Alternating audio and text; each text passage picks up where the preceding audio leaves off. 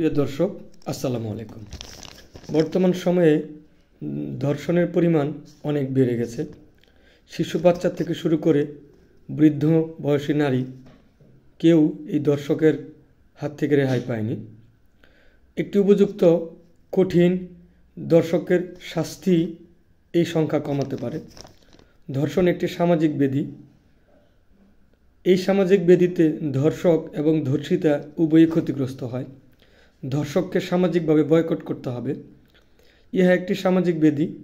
সামাজিক সচেতনতা বৃদ্ধি করতে হবে।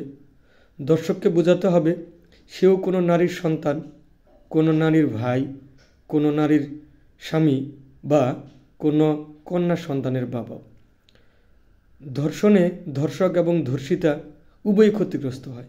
সামাজিকভাবে ধর্ষণকে বর্জন করতে হবে। ধর্ষককে কঠিন শাস্তির আওতায় আনতে হবে।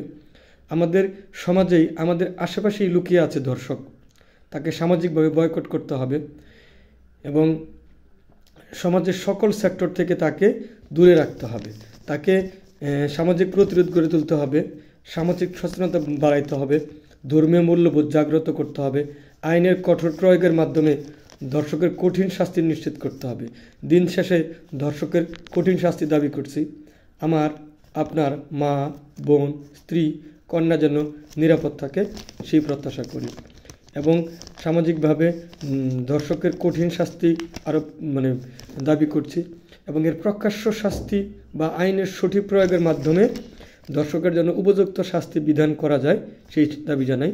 দিন শেষে সকল নারীর প্রতি আবারও সম্মান প্রদর্শন করে শেষ করছি। আসসালামু আলাইকুম।